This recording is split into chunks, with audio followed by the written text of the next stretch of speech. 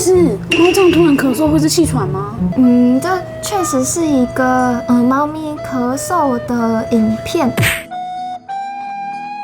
咳嗽它其实是一个症状，不一定代表说你就一定是气喘、发炎、感染的一些肿瘤啊，或是先天性的疾病。临床表征可能都是只有咳嗽这件事情这样子。这两只猫咪它们的主诉都是咳嗽，心脏其实都已经整个偏到一边去了，因为正常情况下心脏其实应该要在中间，然后这只猫也是往左偏。进行诊断之后，这只猫咪它确实是严重的气喘没有错，可是这只猫咪它其实是一个先天性的肺发育不良导致的肺气肿，手术去把这个肺摘除。不能假装它是气喘来治吗？反正气喘那么常见。不同的病因它有不同的治疗方法。如果说不是气喘，贸然的用类固醇下去，反而有可能会让它真正的疾病恶化，有可能会拖延病情。最常见的例子其实就是感染。类固醇它其实会是去抑制你身体整个的免疫的能力。感染的情况下，你的身体其实很需要这些白血球出来作战，然后你还把类固醇用下去，其实它是有机会会恶化的，也是猫咪咳嗽的案例，支气管镜底下的影像，它最后检查出来其实是一个感染，黄色的东西其实就是所谓的痰，